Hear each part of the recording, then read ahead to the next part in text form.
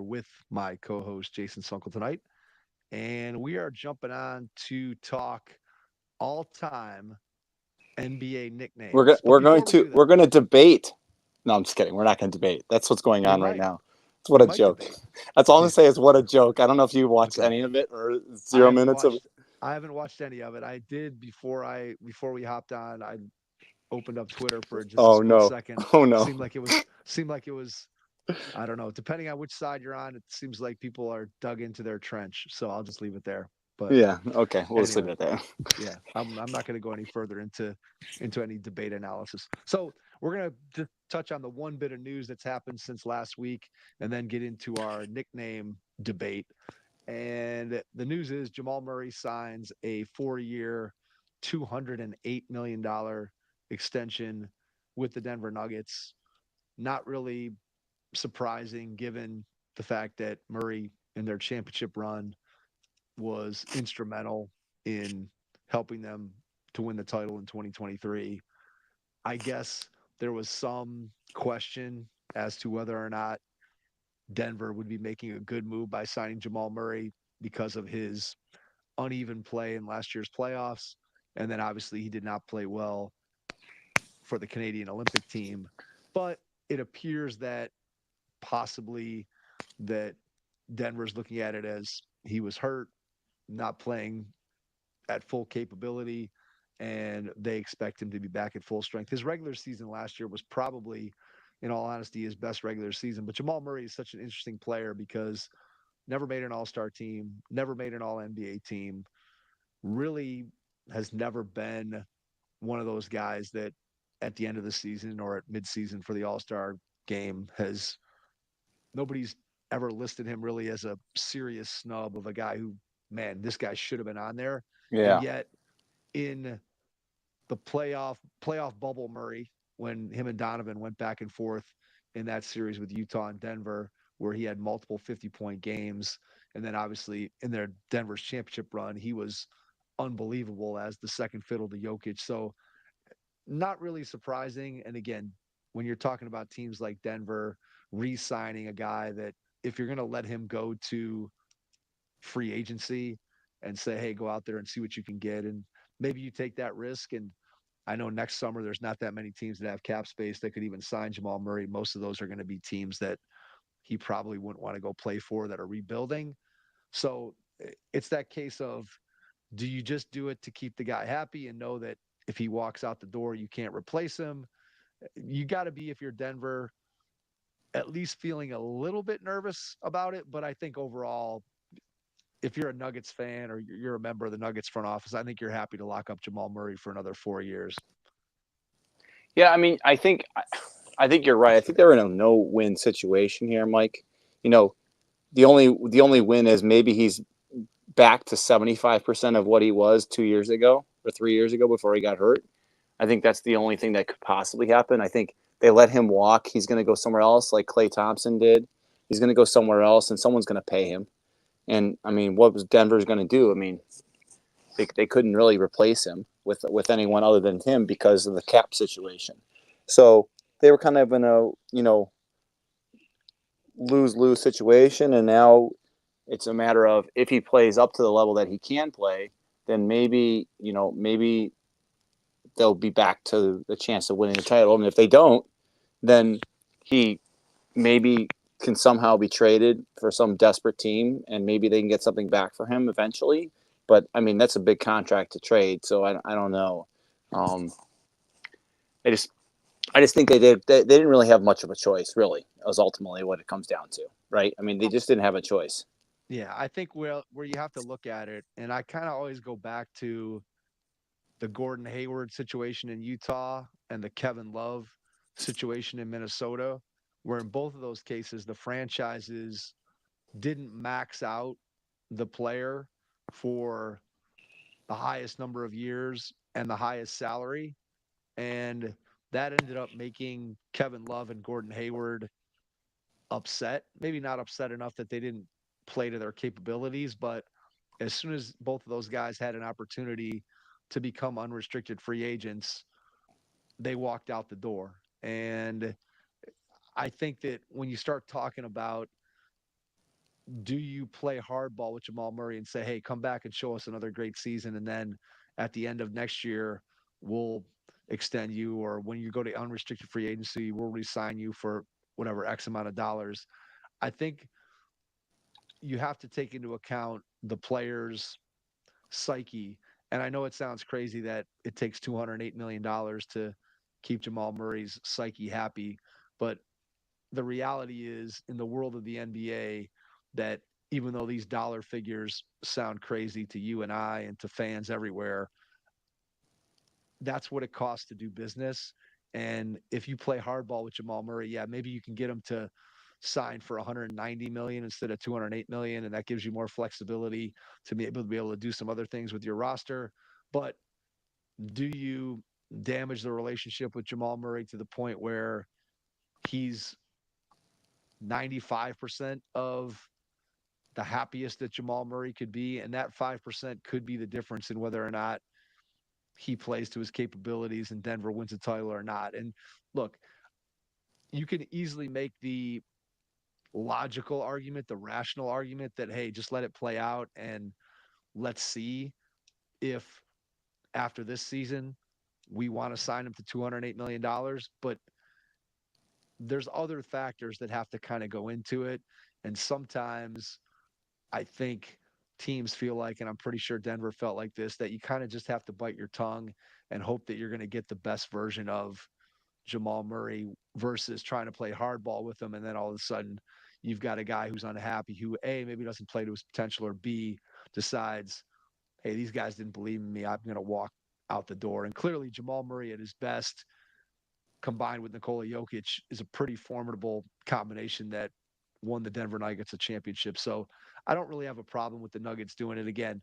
Your window is how long is Jokic going to be healthy and playing at the top of his game? And as long as he is, Denver should be spending money. And I know they let KCP walk this offseason, but again, he sort of fits a profile of being an older guy, didn't play as well in the playoffs this season as he did the year before. Maybe that's not as big of a loss as everybody thinks it is, depending on how their young guys fill in once that roster gets going. So I don't know. I mean, I think it's a good move overall for Denver. We'll see what if Jamal Murray can live up to 208 million over 4 years. We'll see. Yeah, we'll see. I know one guy who's not living up to his contract, and we'll just save that. That's a little tease for later today, Mike. Okay. All right. All right. So Jason and I were trying to come up with a gimmick for this episode, and actually it was me this time, rarity, that I came up with the topic this time. Yeah, the only thing I could come And up with, is something debate related, and I decided that we were going to stay away from that. So I didn't even yeah, bring let's that up stay to away. you. Yeah, So let's stay away from politics. So we decided to go with all-time NBA nicknames, our favorite nicknames. And again, you can sort of look at this and approach this in different ways.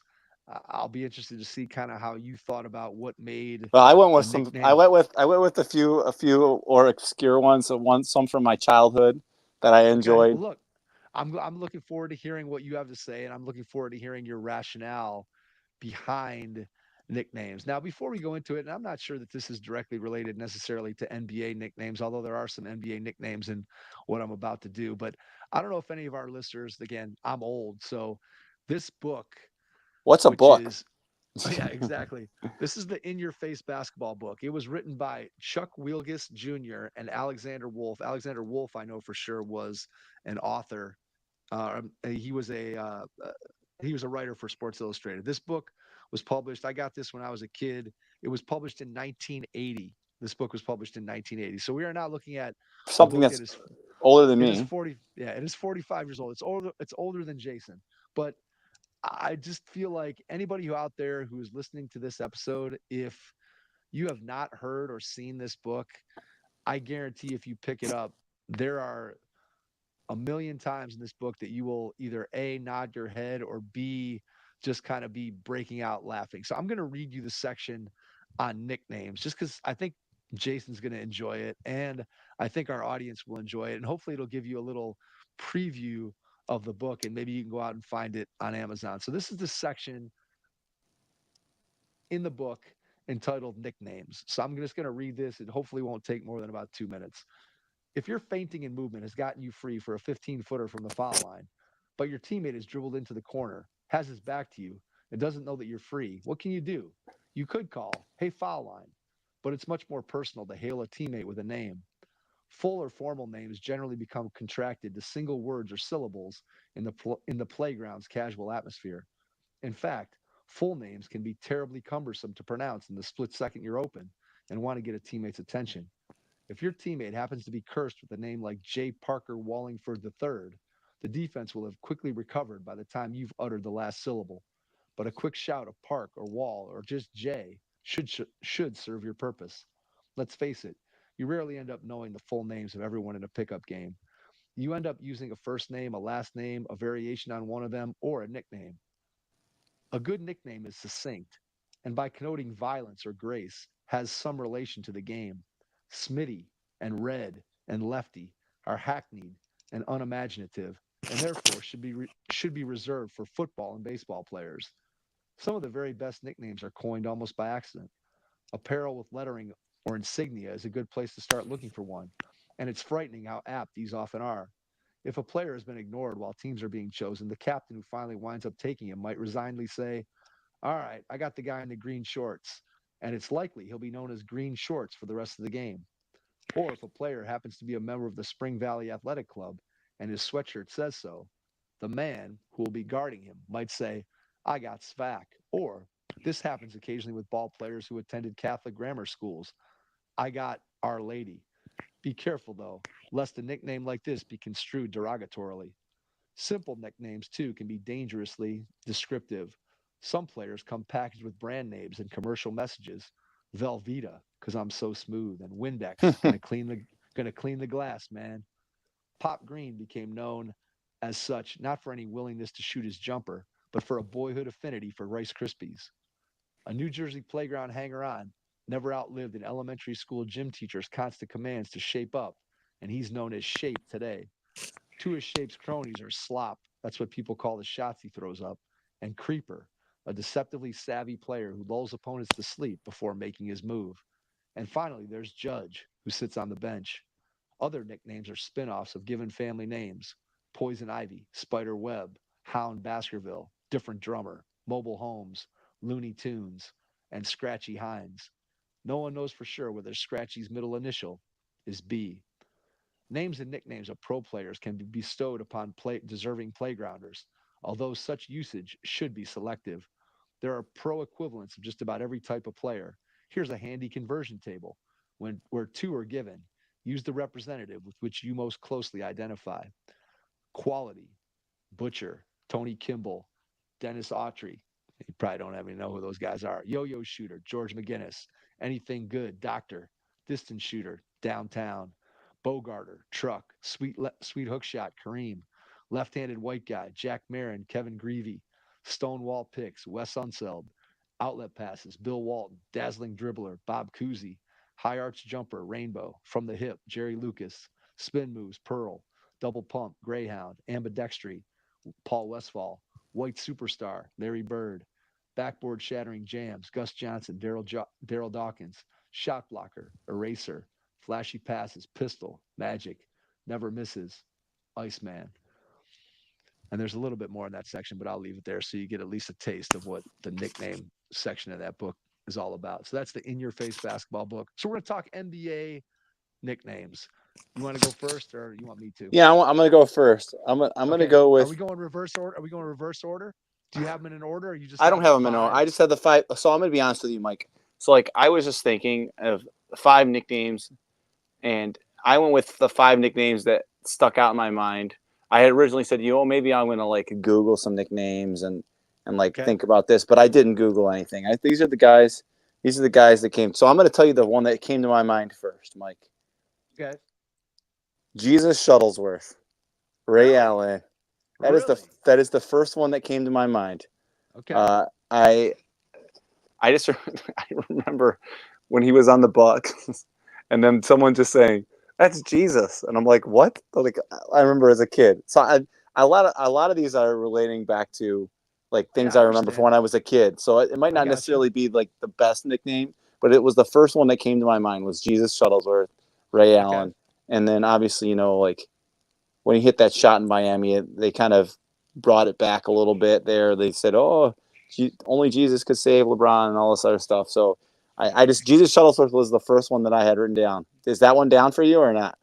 That is not. That is not on my. So I have my top five, and then I have a list of about seven, eight, nine more that I considered. And so Jesus Shuttlesworth, what I what I don't like about it is I'm going to go back to the In Your Face basketball book. It's pretty long for a nickname, and I can honestly say I don't ever remember in the course of a play-by-play description of Ray Allen playing games somebody describing him as Jesus Shuttlesworth at the three. Now, maybe they referenced him or referenced that character in the movie in the course of talking about him, but in the midst of play by play, I don't remember anybody ever transposing Ray Allen slash Okay. Jesus Shuttlesworth, if that makes sense. So that's one of the things that I tried to look at Well, was I didn't think about that at all, Mike. I didn't have okay, no, all I right, just went that's with the fair. five that came to my head. So That's fair. That's fair. That's totally fair.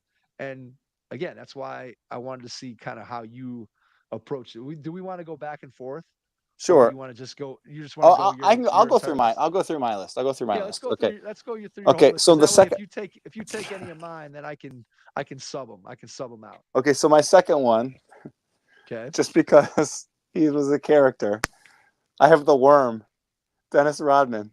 That was a good one because I just loved it. I thought it was hilarious. Um, and I just, he literally was a worm, kind of like with his hair color and just everything about him, and kind of just getting down and dirty, like in the dirt, getting the ball. The worm. I thought it was kind of it had multi-layer. It was a multi-layered nickname. Not that once Fits again, in. I don't know that players were yelling like, "Hey, worm, pass me the ball," but you know, maybe that's what Mike when they said when he was in a Vegas hotel. Hey, worm, get out your butt out of bed and away from these ladies, and let's get to this NBA Finals. All right. So I like the worm. It's short. It's quick. To your point, I'm not sure that necessarily his teammates were calling for passes from the worm. But then again, were they calling him Dennis? I'm not sure. I don't know exactly. I don't know exactly. Were they calling I him don't know. Madonna? I don't know exactly what they were calling Dennis Rodman at various times. But Crazy. but the worm, I think you're right. It's a good descriptive nickname in that when you just think about the way he played and kind of worming his way in for rebounds and worming his way through to be able to guard different types of players. And I think it's pretty fitting. And I can also remember many times where again announcers used hey worms on this guy, and so yeah it fits with my criteria there of kind of has to be a name that is utilized as opposed to something that is just sort of a nickname on paper. All right, Yep. that's a good one. All right. Go. The next one, I just remember Joe Tate yelling this one. Okay. Robert Tractor Trailer. All right. I just remember that as a kid. I just remember like you know tractor trailer throws the hammer down, or he didn't say throw the hammer, but throws it down with the, or he would go tractor Wham. trailer wham Wham with the right with hand. wham with the right hand, yeah, or kapow, like things like that. So that's why I went tractor trailer. Not that he was a great player, but I just remember him being the guy. All right, the next one, I just like saying this name when I was a kid. Okay. So I went with Mookie Blaylock, Mike. Mookie All Blaylock. right. Now, do you know what Mookie's real name is? As soon as I hear it, I'm gonna know. It's is it man. I want to say it's Anthony. Is that right? No, it's Duran. Duran. No, I guess I didn't know that. So Mookie's a way better name. Stick with it, Mooks. There we go. And then the last one, Mike, I've created a sacrilege here by Okay. using a Duke Blue Devil name, a guy who was drafted by the Cavaliers and did not pan out. Trajan Langdon's nickname, The Alaskan assassin. I once again, I don't think someone was yelling down the floor, "Hey, Alaskan assassin!"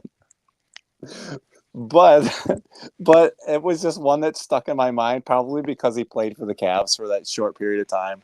But I just remember them. I remember reading the article.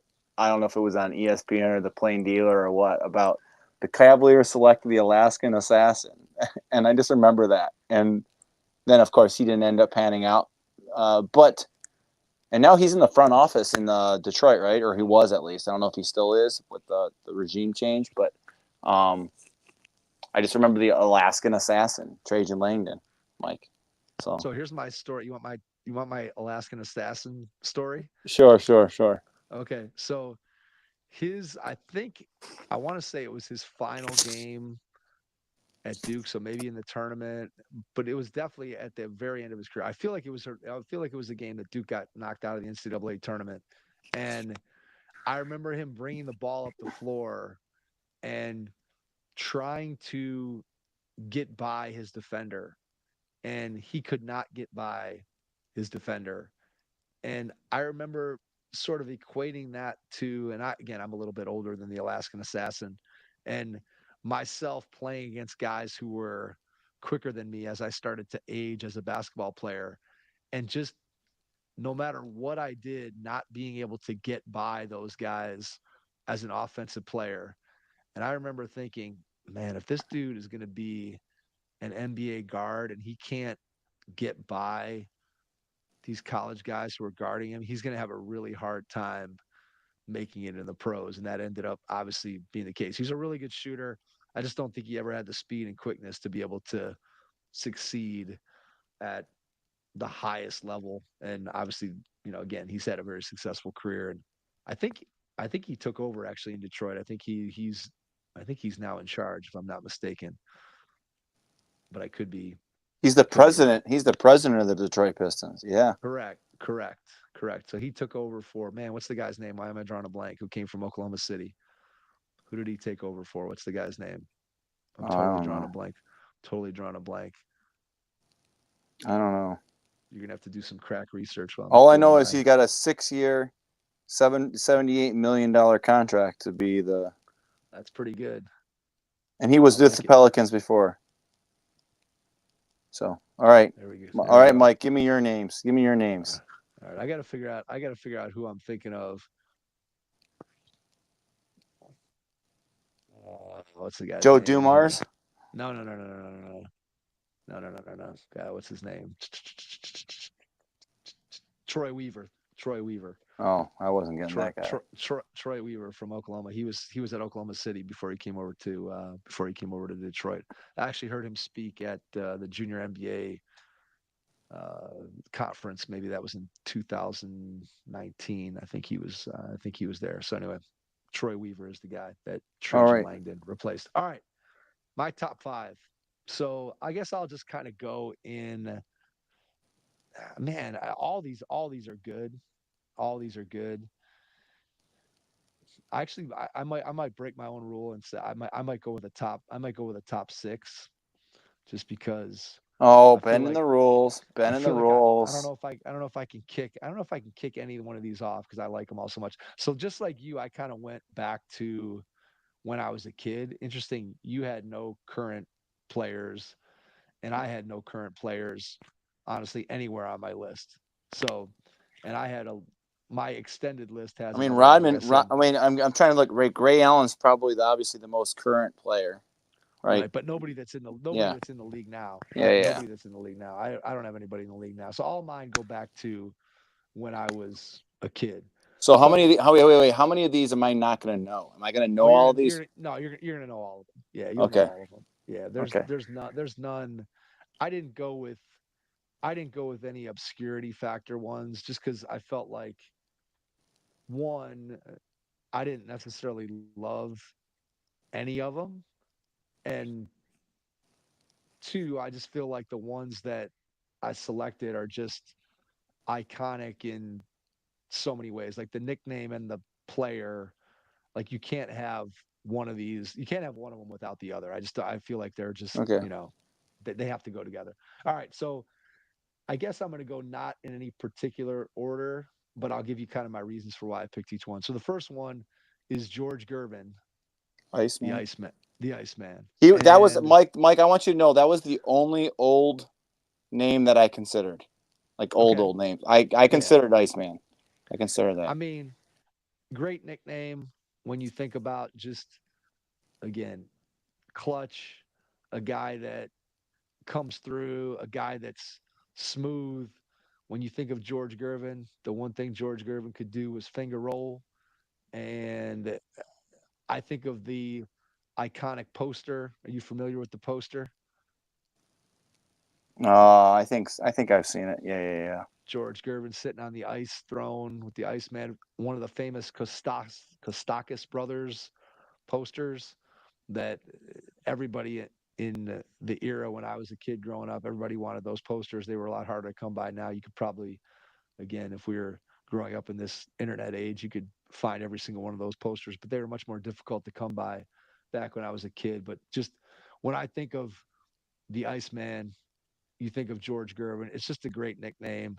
It really conveys sort of the style of player that George Gervin was. And probably a guy, because he never won a title, never really got the due that he deserved. But in his era of the mid to late 70s, there wasn't a better scorer in the game than George Gervin, and nobody did it with more flair than the Iceman. So that's definitely on my top five. Next one, Pistol Pete Maravich. And I picked Pistol Pete again when you look at his accomplishments and how his career was cut short due to injury.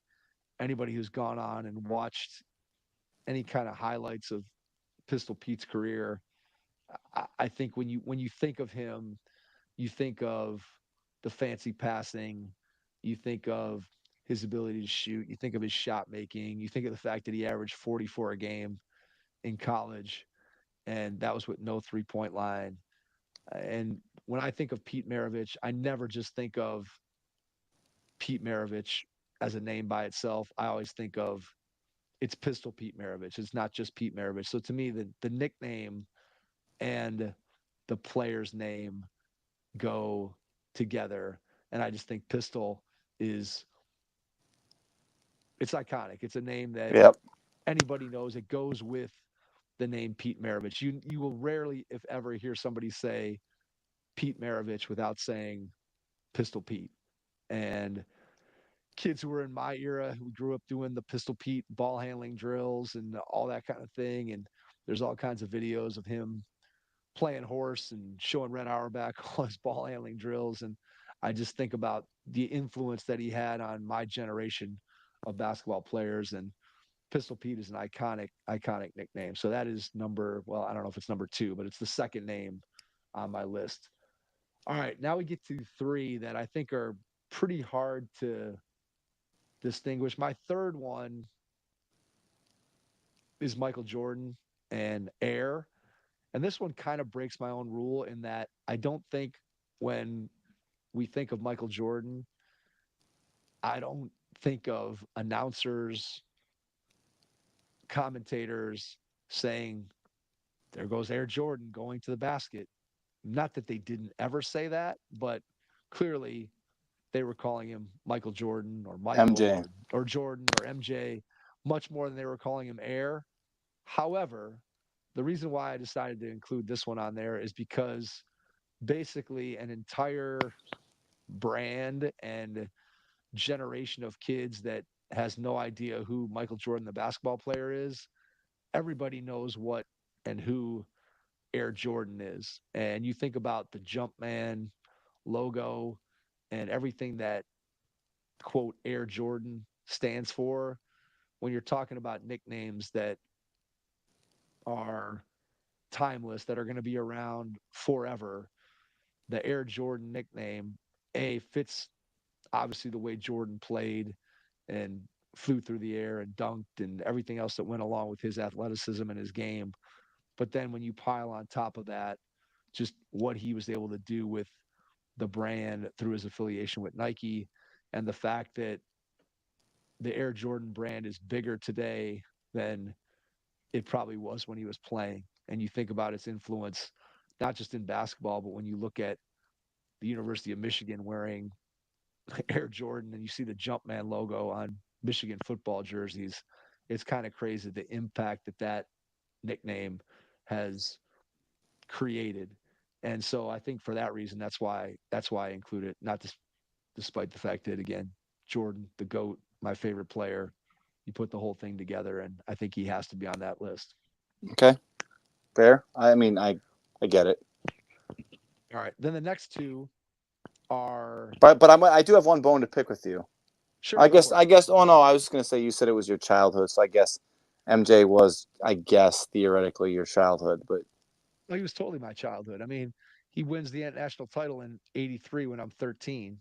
okay, So, all right, I okay, mean that's all right, he comes in the league. Well, no, sorry, '81. I mean, he wins it in '81. He hits the okay, shot when he's a freshman in '81 when I'm 11 years old, and he comes in the league in '83 is his first year when I'm 13 years old. So, well, no, that can't be right. He came in his first year because he came in after the '84 Olympics.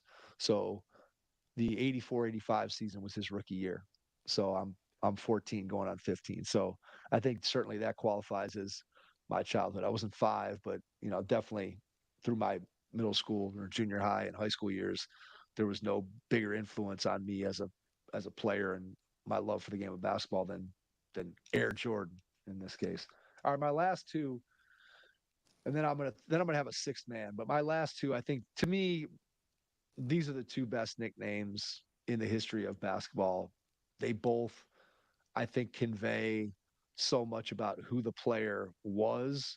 And I would say that in both cases, the nickname far surpassed the player's actual name. When people talk about these two players, they don't talk about their real names. They talk about these two nicknames. And so I'll kind of lump them together and talk about each one. So I'm talking about Magic Johnson and Dr. J, Julius Irving. And so those two guys, Dr. J was my favorite player when I was really young, predating Michael Jordan. Doc was the first guy I fell in love with. And, when you think about the doctor, right, what does he do? He operates. And that's where the nickname for Dr. J came from growing up in the playgrounds in New York City. And just, again, I don't think there's been a nickname that has better sort of described the type of player. And obviously the nickname Dr. J or Doc, it just became synonymous with Julius Irving. And when you hear people discussing Dr. J today, you hear them discussing Dr. J. You don't hear them discussing Julius Irving. Julius And so I Irving, think, yeah, yeah, yeah. I mean, again, that's not to say people never call him Julius Irving, but for the most part, anybody who's talking about him is talking about Doc or is talking about Dr. J. And, you hear Charles Barkley talk about his time with the Sixers and, he's talking about Doc or Dr. J. He doesn't say Julius Irving. He talks about Doc, Dr. J. And so I think you go back to him earning that nickname on the playground, kind of thinking about the in your face basketball book paragraph that I read at the beginning of this. And clearly that name was bestowed upon him on the playgrounds and continued with him throughout his professional career. And I think just, again, describes the type of game that he had. And then finally, Magic Johnson, same thing, right? It's interesting because in his professional life with other players, he actually was called Irvin by other players. And he also was called, you know what his other nickname was when he was younger? Do you know what his nickname was on the Lakers, like in his first year or two? You know no, this? no idea. So his nickname was Buck because they called him because he was young Buck. So like Kareem and the guys that he came in with, Jamal Wilkes, and they called him Buck for a few years. I don't know if they had ever transitioned to people calling him Magic, but obviously the public eye, there's nobody who said, "Hey, what's Irvin Johnson doing?"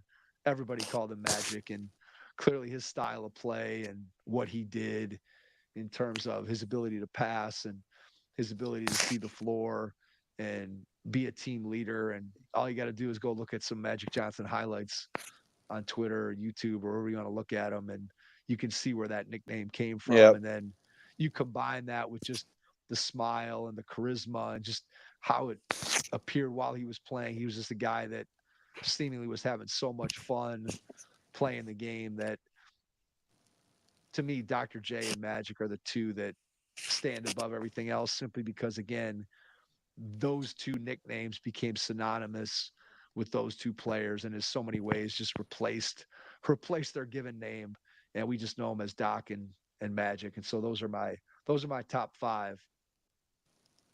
All right. Do you want to mention your honorable mentions, or is there any? Is there one or two honorable mentions that you really want to talk about, So Mike? I'll give you my sixth man.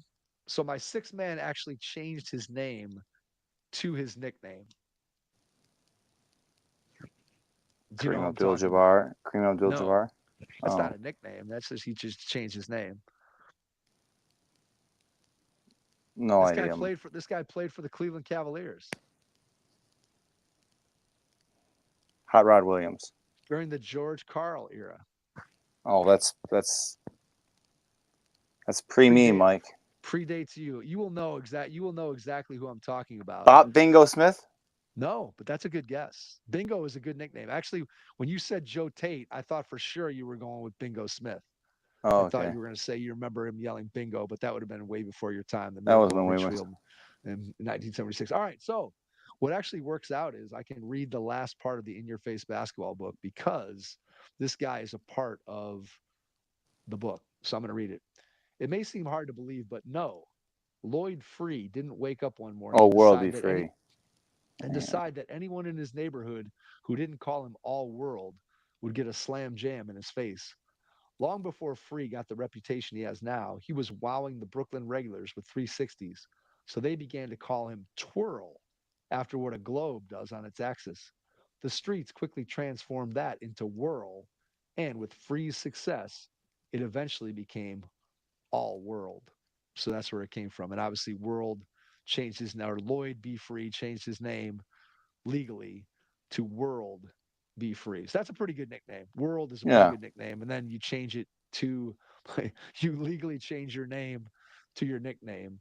That's pretty good. And then I'm going to read you, this is funny. This is another little funny part here at the end. This has nothing to do with any of my things, but I think you'll get a kick out of it. Moses Malone claims he found the best comp in his hometown, Petersburg, Virginia, at the Penn, the state penitentiary in Petersburg, where the best player was called Milkman, as Malone says, because he murdered a milkman, man. One diminutive guard said to be unstoppable one-on-one is known only as Napoleon Solo, and a protege of Harlem legend Earl Manigault had leaping abilities so awe-inspiring that Manigault anointed him God. So that's the last end of the In Your Face basketball book. All right. Well, chapter. All right, I'm gonna read my honorable mentions. All right, here we go. Okay. We're not. You can. You're not allowed. You're not allowed to say any. You're not allowed to say anything. I'm not gonna say anything. You can respond to them. You can respond to them if you'd like.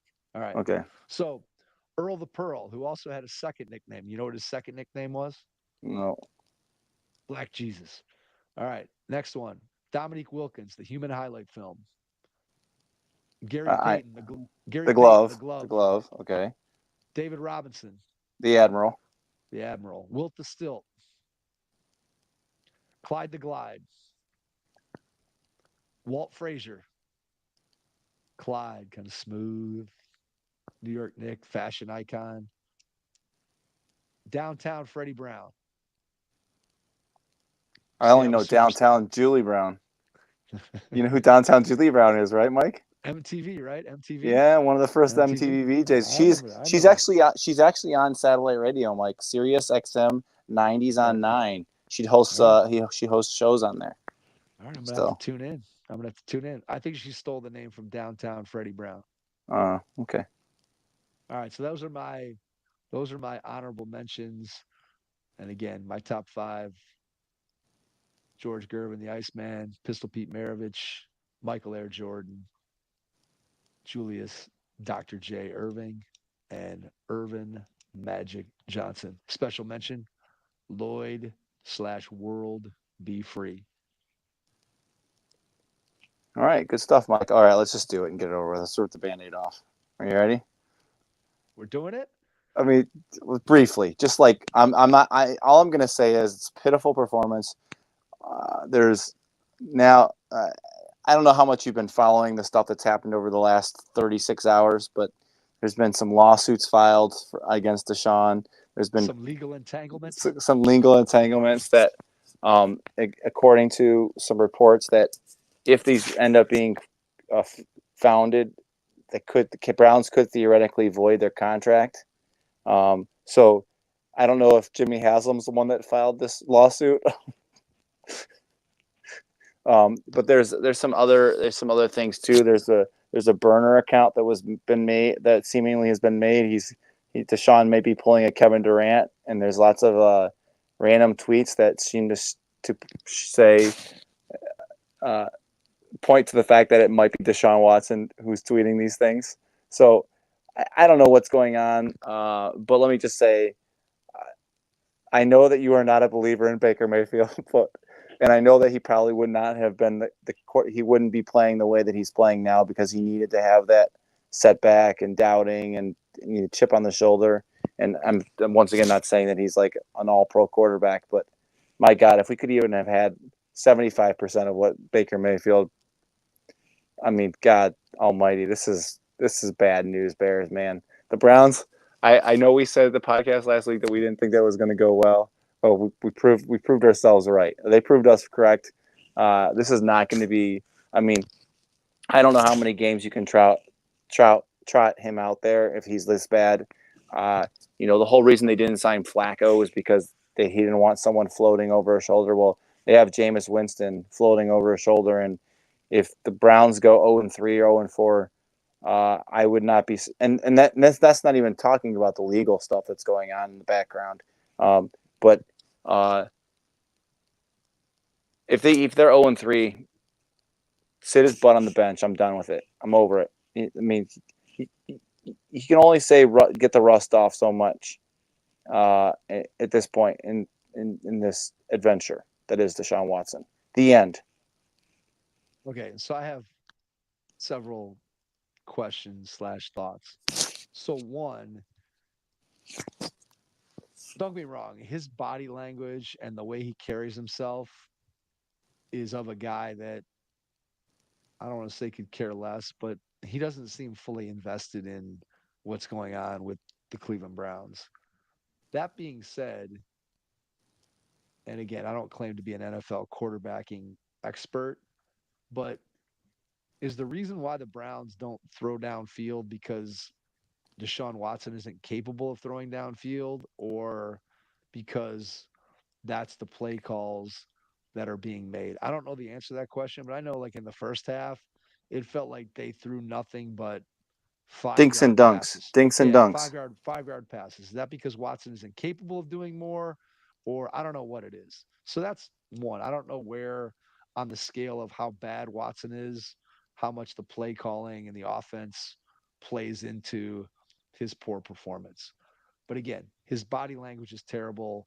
It looks like he could completely check out at any moment. And so, yeah, you don't really want Deshaun Watson at this point leading your football team. So that's definitely a problem. Second thing is, I look at the performance of the team as a whole, and I guess the defense played better in the second half, but I would say the defense was unimpressive. To be fair though, Mike. To be fair though, the offense had the ball for 9 minutes in the first half. I mean, No, I get and it. they were I they were get on it. the field for 21 minutes in the first half and had. I get If it. you But if you look but at it if you, comes back to I want to have a dominant I want to have a I dominant mean defense. they forced 6 3-and-outs, Mike. They forced 6 3-and-outs. What you shaking your head? No, you're shaking your head. You know that's a fact. They forced 6 3-and-outs. And what did the Browns immediately do after? After 4 of those 3-and-outs, they went 3-and-out. And All then the right. defense had to come back on the field. It goes back to my theory. If you want to win football games, you better have a top 5 quarterback or you better have a historically great defense. And this team doesn't have either one. So I'll leave it there. I don't think this defense is as good as what the home statistics last year cracked it up to be. So that's number one. And then secondly, I don't know Like, do we have anybody who can run the ball at all? Do we have any running back with any talent whatsoever? Nick Chubb, but he's still coming off a torn ACL. Right. So we have none.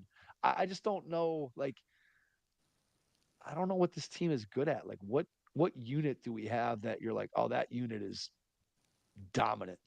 That unit is a top shelf unit in the NFL. I don't know if we have it. And again, I don't claim to be a football expert, but in that game at least, I didn't see anything that encouraged me to think that, hey, this is going to turn around just because we have a better quarterback. I didn't see a lot. Now, look, we need a better quarterback, but I didn't see a whole lot anywhere else on either side of the ball that got me super duper excited. What I am excited about, though, is if we do get rid of Deshaun, we can go back to my original plan from way back when. In this next draft, we just draft all quarterbacks. Let's just start doing it again until we find a great quarterback. Let's just have a quarterback draft. Let's draft 6 or 7 of them. See what we can do. There's going to Yeah. be somebody good Do you think somewhere. Cooper Flag can play quarterback? I don't know, but maybe better than some of the guys the Browns have trotted out over the last Yeah. 25 years. I mean, it's just the franchise is embarrassing. And I think what you do is every year you kind of look at it and you hope and you think and you try to figure out, hey, can this team be good? And it takes very, very, very little time for you to be avowed of the notion that they're going to be good. And even if they're okay, like they were last year, you just know that something bad is going to go happen with this franchise. And I don't know. I don't know what you do with it. I don't know if you let it relocate somewhere else and try again with somebody with a new owner. I have no idea, but it doesn't feel like they're on their way to anything meaningful anytime soon. Let's put it that way. Okay. The end. The end. All right, They're we'll leave it playing there. Jacksonville on Sunday. Deshaun is 6-0 against Jacksonville in his career. I mean, I don't know how you can have confidence in what we saw on Sunday. I don't know how you have confidence in it. I agree. I concur. But not that the Jaguars are any good either, but we'll see.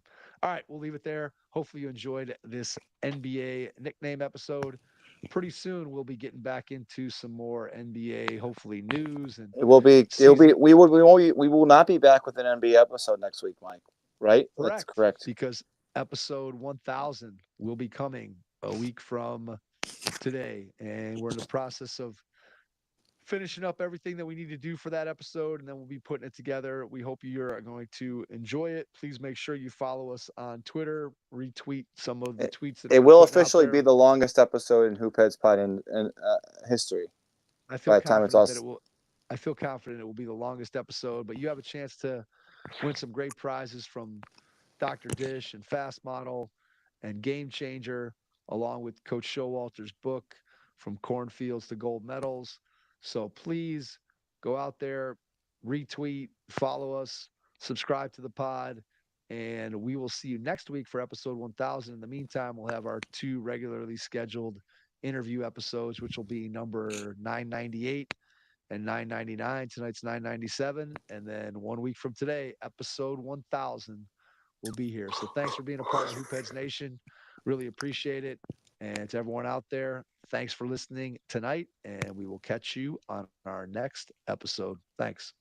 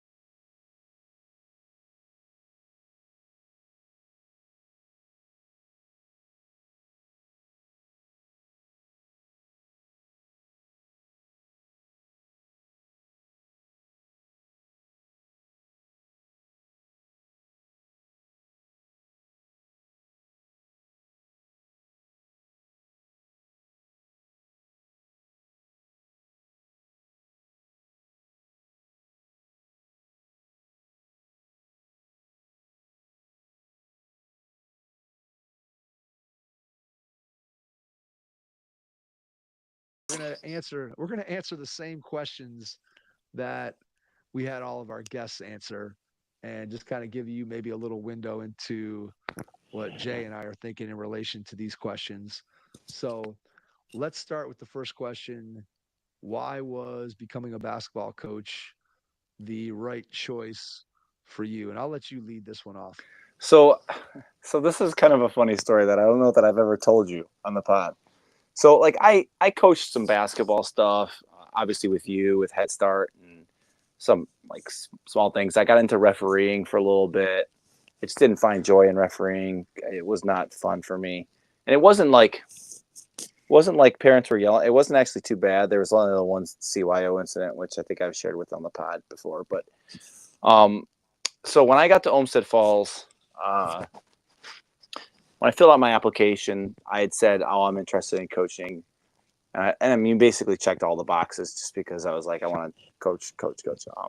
So like it's like October 15th, and I hadn't heard anything, and uh, the middle school principal comes over, who I didn't know at the time because I was in my little, I'm in the fourth grade world. I'm trying to focus on my fourth grade stuff.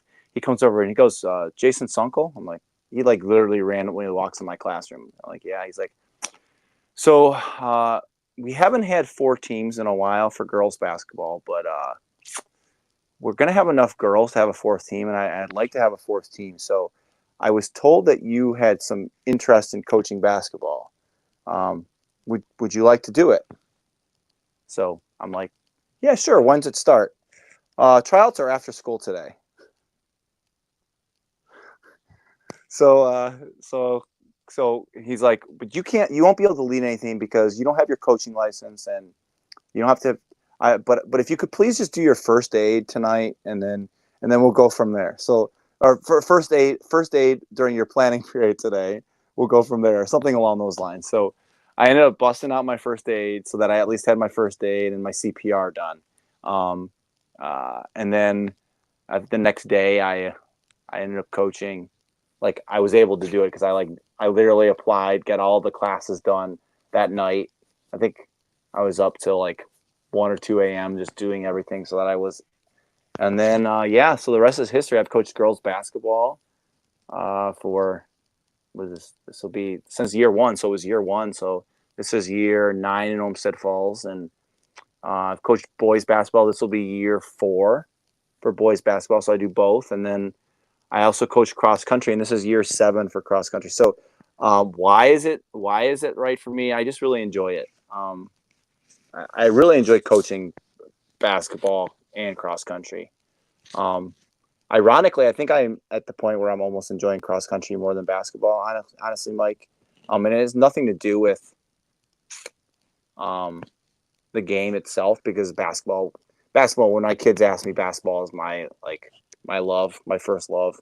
I love basketball the most, but I just really enjoy coaching in general. But I just like that being able to have all the kids, and there's just so many. Like when we have cross country, I have 50 kids that I'm working with, and it's fun because I get to hear different things and different perspectives from all 50 kids.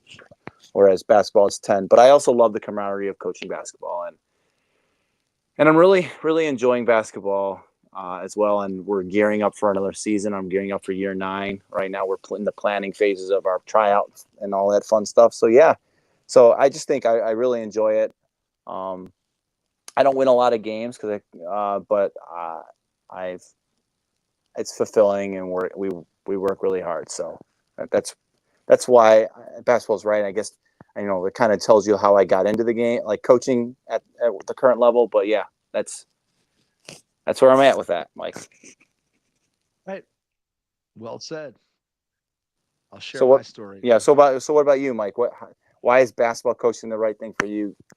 Or So I'll go back to, I kind of got to tell a backstory that will lead into why I think basketball coaching was the right decision for me. So obviously, anybody who's listened to the podcast knows that as a kid, I was relatively single minded. Basketball was, I would say, by far the most important thing in my life. It was something that I thought that I was going to be able to do for the rest of my life. Obviously, when you're young, everybody has that dream of, I'm going to play in the NBA one day. And I was no different than anybody else. And eventually you come to the realization that, hey, that may not happen. But I went to Kent State as an 18-year-old kid, having never had a job other than, I guess, working some basketball camps as a high school kid.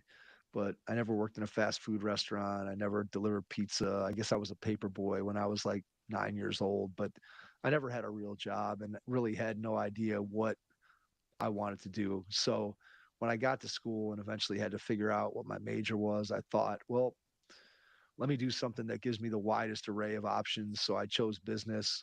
And again, anybody who has a business degree, especially today, you can kind of go lots of different directions with that. And I graduated and I kind of thought that maybe I would have an opportunity to play when I got done, and nothing ever materialized on that front. So I had to go out and start looking for a job. And the summer after I graduated, which would have been the summer of 1992, I had some different interviews with companies, and I had one with Nestle, which has a big, I don't know if headquarters, but here, not And too that, far from where, yeah, in Solon, not too far from where I live. And I went and did this interview, and actually there was a guy that I knew that I had played pickup basketball with me, that he was kind of the conduit that sort of got me the interview.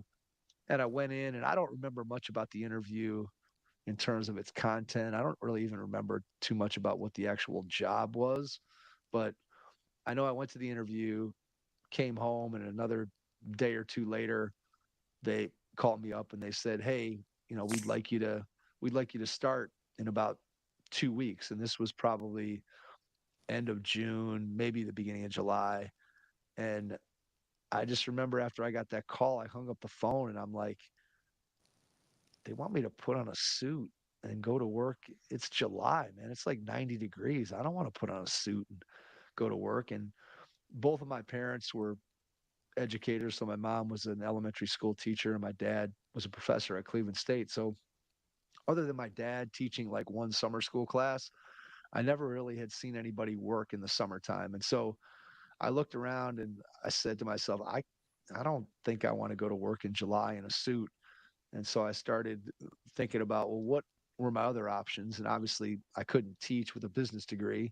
So I actually took a year where I didn't do anything. I actually helped out Coach Eicher, who at the time was the JV basketball coach at Strongsville. And then he ended up being Cal's varsity assistant coach, which is, again, kind of one of those full circle things. But I helped Ikes out for a year as the assistant JV coach and was working at the Strongsville Rec Center, just trying to figure out what am I going to do, and debated whether or not to go back to school. And eventually, after about 8 months, I think when that basketball season ended, I think I started the following summer going back to school to get my teaching, at that time, teaching certificate, with the idea that I was going to teach and coach. And I think that when I saw that the game was going to kind of go away for me, I think that's when I realized, and we talk about it on the podcast all the time, right? That there's people who they know they're going to be a coach from the time they're 8 years old and they're drawing up plays on napkins and they're thinking about the game like a coach. I was not like that at all. I did not think about being a coach for 1 second while I was playing, not during my high school career, not during my college career, never. And not until, again, I just sort of was, I don't want to say forced into it, but I had to make a decision about kind of what direction I wanted to go with my life. And in doing that, I ended up going back to school at Cleveland State, getting certified to teach elementary school 1 through 8, and then ended up having to make a decision after I graduated after 5 quarters at Cleveland State. I had an offer to be the head basketball coach at North Royalton, but I would have been a study hall monitor, or I could have taken the job at Richmond Heights High School and been the assistant coach with Phil Schmuck and have a full-time teaching job. And so I ended up taking the full-time teaching job, although it was something I debated. It took me probably 2 weeks to make that decision. I went down to the very, very, very, very last second of when I had to tell North Royalton no. And it was a hard decision. And anyway, I ended up opting for the full-time job. And then obviously I started my camps at about the same time. So to answer the question why, it's a long-winded way to get there. But my why is that the game of basketball has been everything to me. It's given me so much in my life that I can never repay. And so the opportunity to use basketball as a vehicle to be able to impact other people and in various different ways, whether you think about through camp, whether it's through coaching teams, whether it's through this podcast. I just think that the why is trying to give back, trying to help people to be better, to impact their lives, and getting to do it with something that I love that's been a part of my life forever. And so that's my why. Okay, good one. All right, your best basketball story, go. Oh, so for those that don't know, I didn't really play really competitive basketball. Um, I won't get into that. Um, so I'm going to take a coaching aspect to one, and I actually wasn't even coaching the game, and I know we've mentioned it on the podcast, but I think my favorite moment of being a coach was after Olmsted Falls won the state championship last year, and uh, just being at the game, spending the game with getting my dad to go to say, hey, Dad, let's go to Dayton to watch the Olmsted Falls girls playing a championship game that we didn't know how it was going to turn out. Um, we went and golfed beforehand. We went to a terrible Wendy's. Have you ever found, Mike, that there's two types of Wendy's? There's either a really good Wendy's or it's really bad Wendy's. We went to a really bad Wendy's that was really slow on a time that we were trying to get to Dayton in a timely manner.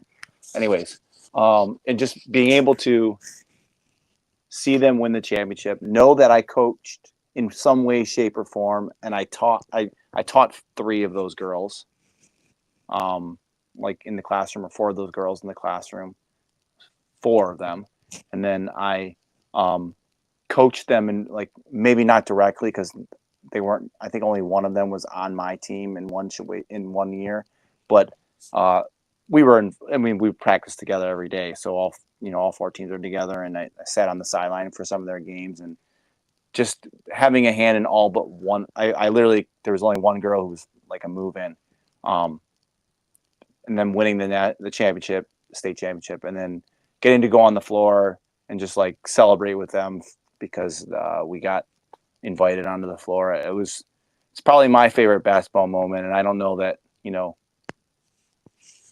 anything like obviously I didn't win the state championship, but even if I have like one half of a percent because I helped coach in some way, shape, or form, or I worked summer camp with Coach Eaton, or um, you know, I, I just not that I had any like a real direct hand in anything, but just knowing that something maybe that I said to them or something impacted them, and then they went out and won the state championship. And I don't, I can't, I can't really say anything other than that. And that's probably my best basketball story, even though it does not directly relate to me playing basketball or me coaching basketball. So, But it does have to do with your impact, right? I mean, I think that that's ultimately what it's all about. Very few people get to win a state championship, and to be able to have a personal connection, even to somebody who's winning a state championship, is pretty rare. And I think that when you start talking about impact as a teacher or as a coach, a lot of times we don't always necessarily see our impact, and you don't get to see the results because it's it's a ways away. yeah. But there's a case where, and look, I don't know if you could, as you said, what the percentage was that you contributed, but to know that you spent, again, in the case of the girls that you taught, you spent a whole school year with them, and the girls you coached, and to be able to And just have actually, it. one of the girls I had in fourth grade and in eighth grade. So there you go. And I mean, So, just to be able yeah. to know that, look, somewhere along the way, uh, something you did or said or interaction that you had impacted those young ladies in some way. And again, it's just cool to be able to see somebody that and in a community where you spend a lot of your time, to be able to have that kind of accomplishment. So that's a really cool story.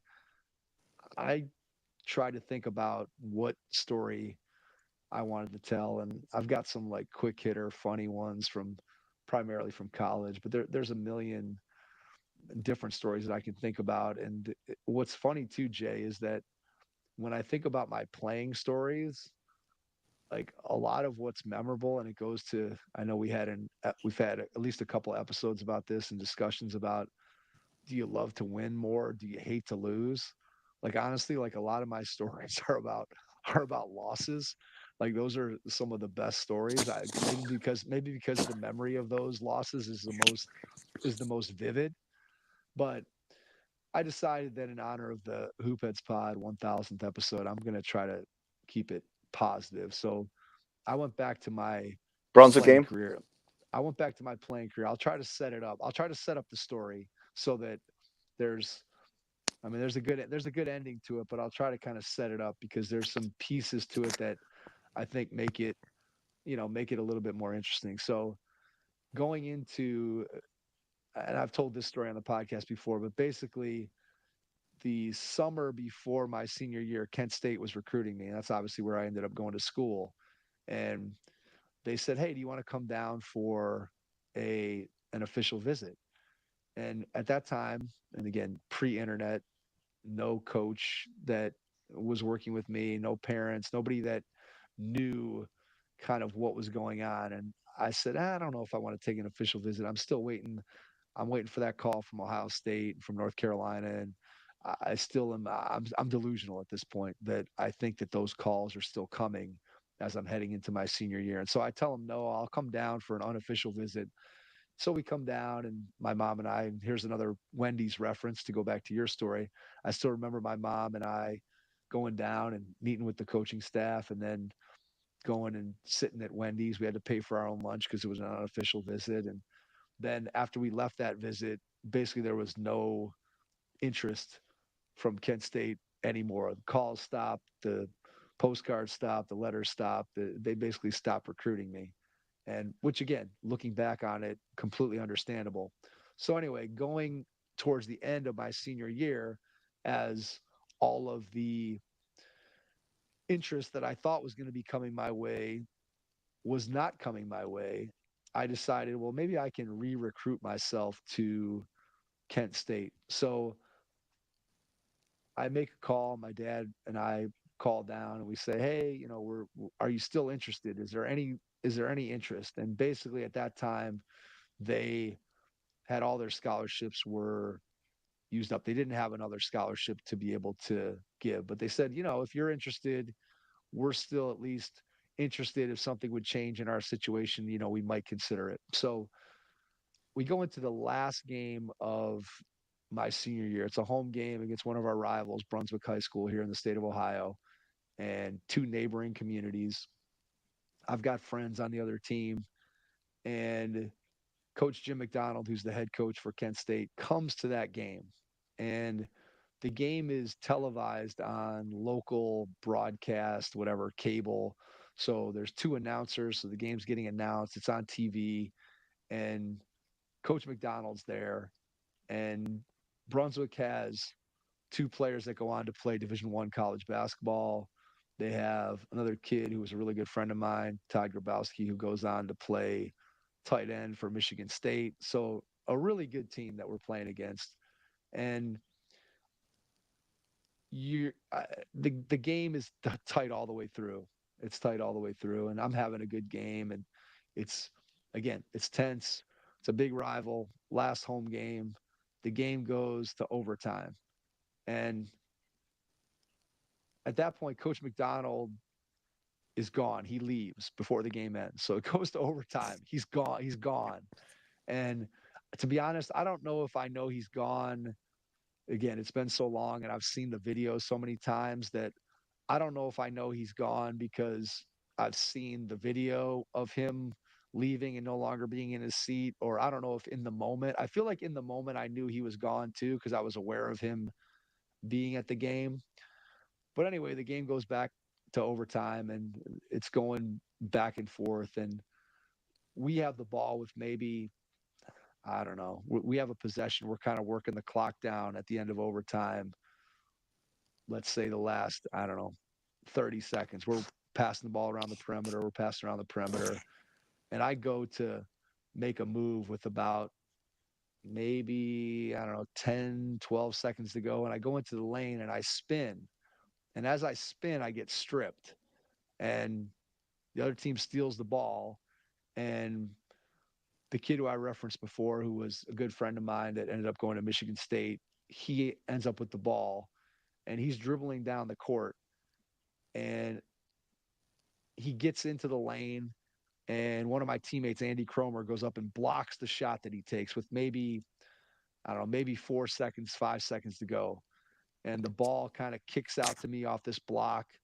And I dribble down and I pull up from like the volleyball line. And as the buzzer goes off, the ball's about halfway to the rim and swish. Nothing but net, 3-pointer. The game was tied at the time. So we end up winning by 3. The place goes crazy. The student section storms the The floor. I janitor. get the janitor, Pat Musa, the athletic custodian. If you watch the video, he like drops his broom over in the corner because you can see him just kind of the way the angle is. And it's funny because I think back to that shot and again, I look at it now and it was, I mean, it was a deep, deep 3 well before. And again, I had to shoot it from there, not because that was my range, just because the clock was about to expire. But if you see the shot, it looks just like a normal jump shot. I don't know if it was adrenaline. I don't know if it was what it was, but anyway, the shot goes in, the student section storms the floor. I get carried off. And last game as a senior, of course, I'm disappointed that Coach McDonald went home before he got to see that. It's on this local cable, whatever station. So there's commentary. It's not just a film. There's commentary about it. And they're talking about this and that and whatever. And they're showing shots of the crowd. You can see my dad jumping up and down. I can see the parents of the kid who was from Michigan, so who eventually went to Michigan State, and his parents are, Brunswick crowds just kind of looking around and whatever. And so the thing that I remember most honestly about the night, and I say this all the time, is after it's all said and done and you shower up, which I know kids don't do anymore, but at that time, everybody showered up and got changed and headed out onto the town and ended up at Burger King. And I just remember walking into Burger King, and when I walked into Burger Burger King King, no longer exists. That Burger King Burger no King longer no longer exists. exists. No longer exists. Now it's a Freddy's. Freddy's steak burger.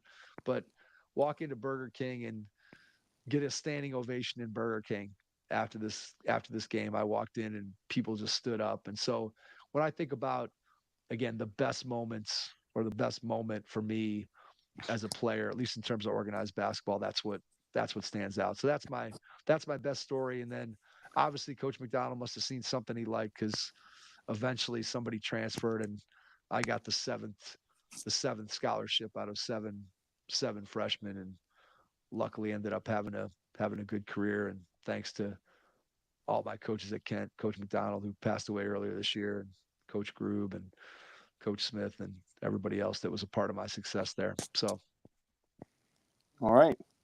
all right. Last one, most influential person. Mine will be shorter. I know that one was long, but mine will This be this shorter. So, so this was hard for me, Mike, because like okay. my dad really was not a big basketball guy.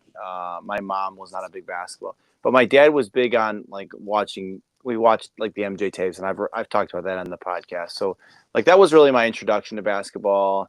They got me a hoop when I was in, I don't know, second grade, third grade, and then I was thinking, and you're gonna hate me when I say this, Mike. I think it's probably you. Yeah, I can see Yeah, that. I mean, it's I crazy, just but I think back to when uh, basketball camp and just thinking about like the hot box and the center middle school and having to be up there and there's just things that I remember distinctly about like I broke my finger. I don't know if you remember this, but I broke my finger at camp, like broke it. And I came back to camp because I was supposed to I said, I'm not missing camp. I'm just going to go and do like the drills and stuff. I won't play in games. And this is back in what, like 97, like 96. No one even cares. Like, so I'm sitting there and my team's losing and I'm like, I'm going in the I'm going in the game, and you let me go in the game because it's 96, 97. And you don't have I'm a 20. pair. I'm 25, 26 years old. What do I You're care? like, and you go and you're calling the game. And you're doing your calling the game, which you don't obviously do too much anymore because you're not always reffing. But you like, and you always would call the game. You were like an announcer Oh yeah. calling the game. And he's like, Jason's uncle coming off the bench. It's the Michael Jordan, his version of the Michael Jordan flu game or something like that, or something along those lines. Or I just so probably it was closer to 98, 99. I don't remember exactly, but I just remember you saying something along those lines, and then knockout, you just the out, like you used to say out all the time, and I just remember that, and I do that to this day. When we're playing knockout at practice or when we're at camp, I don't know, and I think it's you, and the only other person that I probably would throw in there is Berkey, just because you know he got me into refereeing, which you would think, well, how is that a biggest influence, a basketball influence on you? He got me to. I appreciate the game way more, and I appreciate referees way more, and I think I've changed my coaching style because of the way of. I don't think that I would have coached the way that I coach now. Um, you know, a lot of coaches do not. I won't say that I'm chummy with the officials, but before every game, I talk to the officials and like I never talk. I'm never talking about basketball because I know all the guys that ref our games. Like just because through my time as a referee and obviously being coaching there for so long, I just feel like majority of the guys, and I think Berkey played a role in that because I don't know that I would have that level of. I'd like to think that I would be as respectful as I am, but I think that definitely played a big role. So, yeah, so that's where I'm going with that. Got it. So a top three. I feel honored to have made the top three. It's funny because again, the things that you're talking about, obviously, I remember them in generalities. I don't necessarily remember them in specifics. I do remember that the year, I think, when you were going into seventh grade and you won the MVP that year. You said it was a And legacy. yeah, well, you had, again, you were a kid who had come to camp for many years, and this still happens to me occasionally at the time. But I remember it distinctly with you is when you won it, it's one of those things that you're getting up and you're kind of talking about, okay, this is what the MVP means at the Head Start basketball camp, and eventually, when you say the name, it's like you kind of start to choke up a little bit. And I remember when I gave you the trophy, and again, you're always kind of obviously you don't want to be up there and be boo-hooing and having a tear run down your eye. But there's a part of you when you just think about again somebody that spends whatever you spent as a kid, you spent whatever 5 summers with me or 6 summers with me over the course of multiple camps in a summer.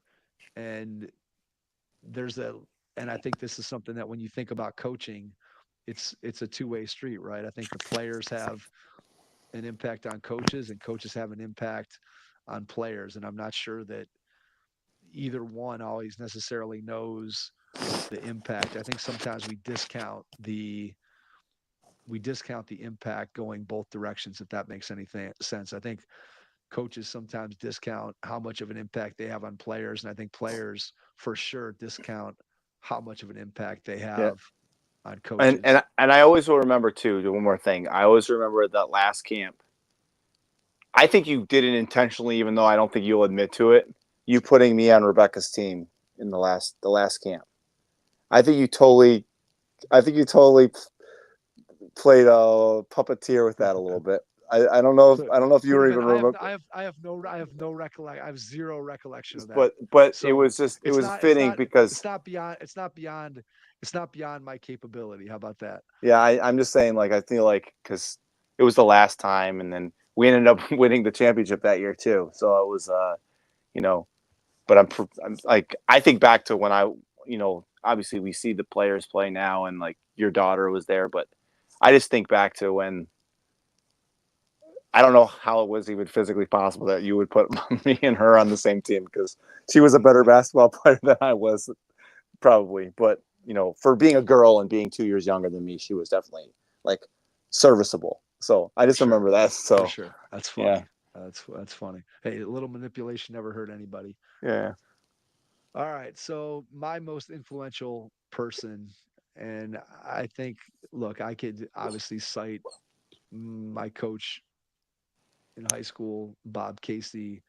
I could talk about the impact that my coaching staff collectively as a group at Kent had on me. But I think when I think about my basketball career, the first person that I think about is my dad. And I think about the amount of time that he spent with me on the driveway, him and I shooting 100 free throws, battling it out to see who could make more out of 100, me getting angry if he would beat me always telling him, even when I was really, really little, hey, you got to play me one on one, but you got to have both hands behind your back. I was doing the constraints led approach with my dad way back when, even before we knew what it was called, or my dad could only use one arm or whatever that might have been. And so I just remember the amount of time, number one, that he spent with me out on our driveway. Number two, we think about and we talk a ton here about just sort of how AAU basketball and the youth basketball landscape has kind of changed and AAU's taken over. And back when I was in high school, that was kind of we were kind of at the genesis of AAU basketball. And my dad was always the coach of those teams.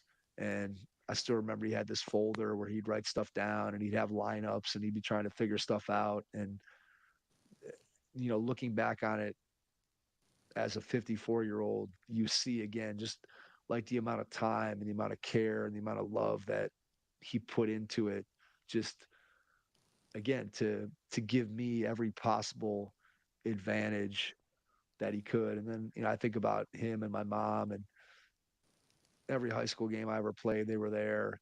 College, the number of games that they came to at home, on the road, when we traveled, and I could always look up in the stands and see them sitting there. So the amount of support that they gave me, and just, I mean, again, I can never repay what my dad and my mom gave to me in terms of the game. My dad was an exercise physiologist, so he always had me doing plyometrics and sprinting uphill and downhill. And I always say, I mean, I never became an explosive athlete. I wonder how unexplosive I Sneakily would. athletic. You were I wonder sneaky. how.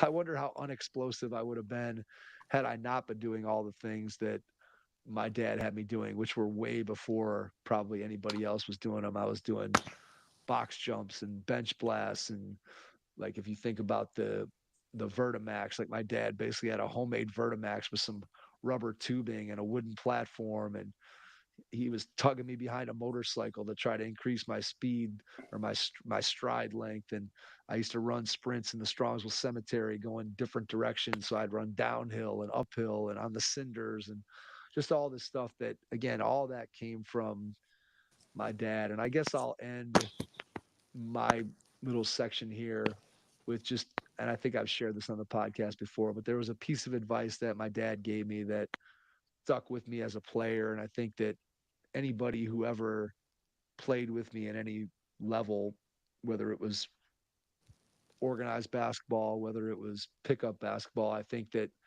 the type of player I was, I think stemmed from this piece of advice that my dad gave me. And it was after a rec game when I was maybe in fifth or sixth grade. And I don't remember if you even won or lost the game, but I just remember I was frustrated that I had thrown some passes that teammates had dropped or didn't catch. And I just remember being mad and thinking to myself or saying out loud, man, these guys got to catch the ball. And I should have just shot it. Why am I passing? And I remember my dad saying, Mike, you just have to keep passing the ball because it's the right play. And eventually you're going to play with guys who are going to catch the ball and they're going to score. And I think I took that to heart. And I think that was sort of the kind of player that I became, was somebody who tried to make the right play, somebody who tried to involve my teammates. And again, I think that all stems back to my dad, who I think was my biggest influence in the game. Well, once again, a little few people, a little. We cheated a little bit, right? But that's Yeah. all right. We're allowed to cheat. It's our podcast. Exactly. That is true. That is true. So that ends session number 10 of the Hoopheads podcast. We think it's the last 1000th session, episode. right, Mike? We think it's the Maybe. last session. Well, unless session 11 becomes the Jefferson Mason story, which I've got to figure out where I'm going to put that. So that could very well be session 11. And if it is, that will be the greatest story that has been told to this point on the Hoopheads podcast. I literally, Mike, I literally was telling the story to some, and I'm not gonna spoil it now because I want, if I think we're gonna play the clip after this if we do this. But I was telling people at school about that story. I had a few people come up to me because they saw my tweets and stuff about it being the 1000th episode, and I was like, yeah, I think we're gonna end it or put it somewhere in there, but with our favorite story from the podcast. And I was kind of, obviously doing it in my words, not in his words, and they thought it sounded hilarious, and I was giving it the paraphrased version. So yes. Yeah, Jefferson's version is definitely better than you and I could ever do justice. Sure. Yeah, absolutely. So that'll end session 10. We think you'll be back for session 11 here in just 1 second. All right, we'll check you out on this 1000th episode.